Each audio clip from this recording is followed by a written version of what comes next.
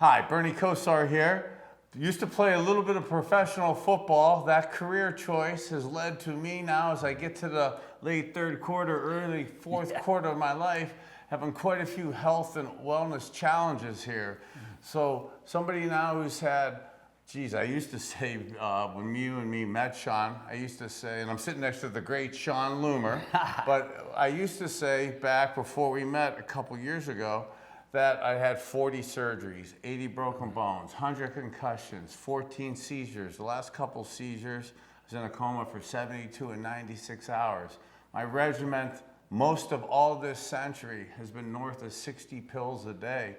Being sick like that, being bluntly addicted to those type pills, not knowing how to get through my day, was something that after that last seizure, being in a coma 96 hours, to come out of it and the doctors say, Bernie, you're a tough guy, you're doing awesome, but keep up with your prescriptions and protocols. I knew there had to be a better way for me, because I knew I was going to bluntly be one of those overdose statistics, or I love my number 19, and but there's 19 people a day in the state of Ohio that commit suicide. Those type issues was a real possibility for me. So I decided and tried all kinds of different holistic ways to get myself healthy, and I've had such a great blessing, and so many people have been asking me as I go through this journey, how did I do it? Why did I do it? And who's really coached me up on it? So as I sit here next to the great Sean Loomer and his better half, Ty, his wife, Culture for Good is something that Sean and Ty have been doing for almost 28 years.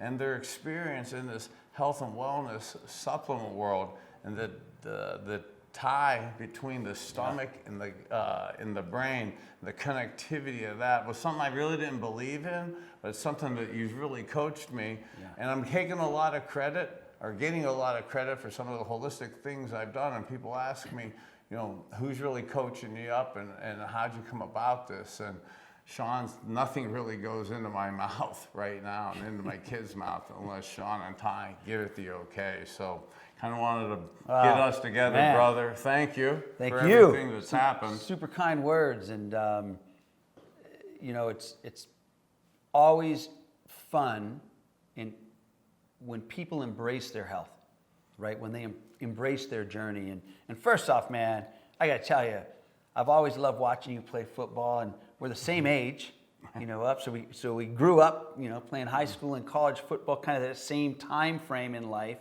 and the stories and the way we were both raised. I think we hit it off in conversation, and that made it really comfortable and easy to chat with you about things. And I don't know, I'm proud of you, man. I'm proud that you made the decision first here to take your health into your own hands. And we love our doctors, man. We want to listen to all the input we can get from experts and doctors and things like that. But you know what? Sometimes we just don't know what we don't know, and they don't know what they don't know. And you mentioned the gut and the gut brain, and we've been talking about this gut health thing for 20 some years, and everyone kind of laughed at us in the beginning. And as I did. I mean, I didn't know flow and digestive enzymes, proteolytic enzymes, magical, life-changing for my inflammation within me. And that's what started my journey too, Bernie, because I had the bad stuff going on in my hands, and I was doing my own research. I'd lost my mom to colon cancer at a young age, and I just thought, man, there's got to be a better way. Why did that happen, right? And so these medications and things out there's a time and a place, I guess, for crisis care, but it's more about to myself is, why did it happen in the first place? Let's always go back to the root of the issue. What caused that to happen? What could we do or can we do to prevent these types of things? I'm sorry to interrupt. Some people said ineffective offensive lines in the 80s. Caused some of these issues. That's right. Thank you for rectifying those issues. But it's everything, man, and it starts with food. Food is our medicine. Food is right? our medicine. Let food be thy medicine, and whole foods, real food, not this processed, made up stuff. One thing Sean and Ty have really taught me: the fast food, the ultra processed food, eating raw, living raw type eating. Fresh and living has food. been a massive help to my Vitamix machine with all the fiber in there. Yes. Yeah, I mean, it's... Thank you. Yes, absolutely. And so you look at all of these things, it's really what we do and what we teach. And if you weren't coachable, it wouldn't have mattered. You were so coachable, that's why this really has mattered. You know, you matter, right? Yeah. Right? By being coachable. And that's what it comes down to, because sometimes people are just so stubborn in what they've been brought up to believe, and they're not willing to just take a step back and say, wait a minute, this doesn't really make a lot of sense, right? There's got to be a better way of doing things. And that's really what it's all about, healthy lifestyle. Yeah. Right? That's really what this boils down to. You know, our hydration, our sleep, all these things, what we put into our mouth, breakfast, lunch, dinner, desserts, snacks, every day, every week, every month, every year. It's over time that we create these health issues. And the most frustrating thing, Bernie, to me is all of this stuff. I'm not the smartest guy by any stretch of the imagination, but this is simple. This is not complicated. And we've overcomplicated everything. And these issues weren't there, man. We're 60. Right? We're right. What do you call it? You say late third quarter? I would say late third quarter, early fourth quarter. When you get a few of those diagnoses that I've been getting with pre-dementia, early stage Parkinson's, and being on the liver transplant list, you're more in the fourth quarter of your life. But I'm sitting here too, and I'm not just saying this to be nice or to sell or to talk to people. But when we first met, there's a stat of where NFL players who played more than 8 years in the league very rarely live after 57 years old. You just said we hit 60 years old.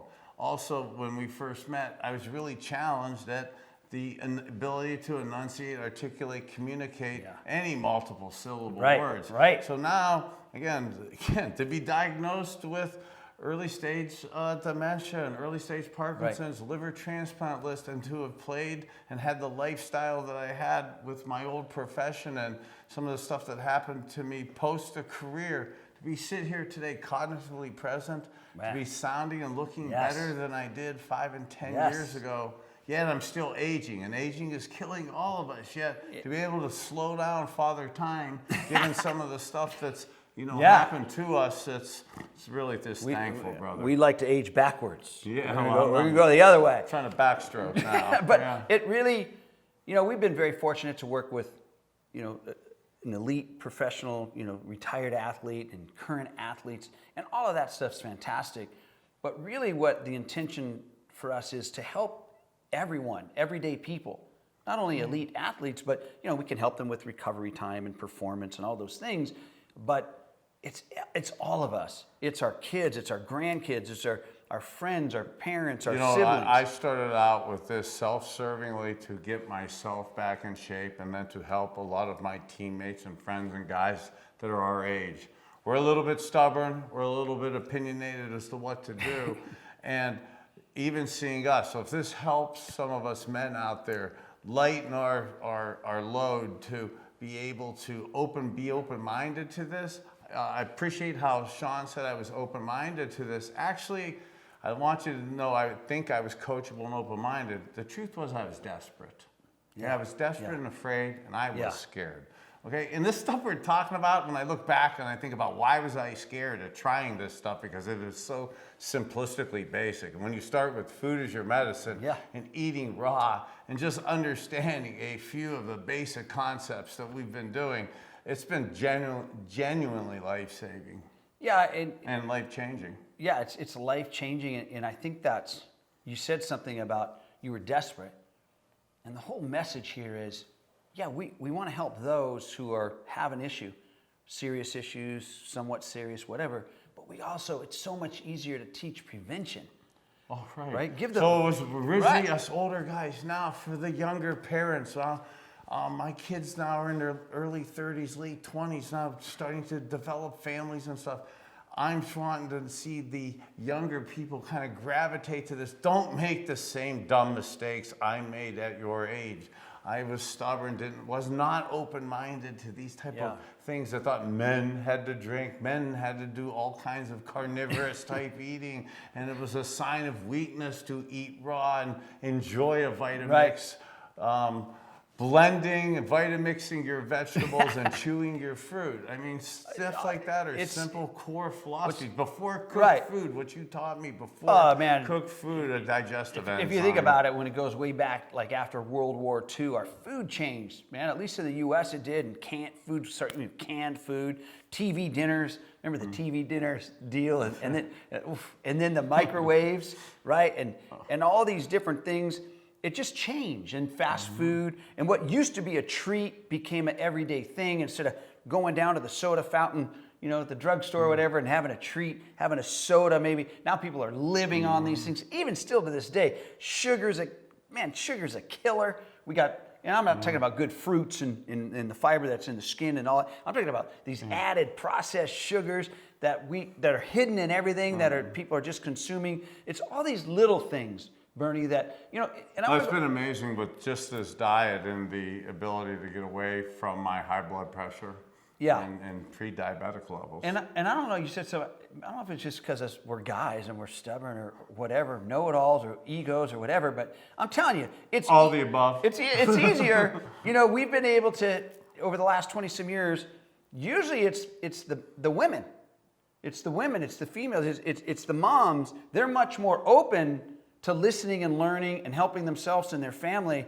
We gotta, and we love the women, right? We want to help the women, of course, and the children, but we want, man, come on, guys, man, let's get the men to step up a little bit and be open. And lighten up, seriously, not lighten up on the wives and kids when they really do want to eat green vegetables or kids know.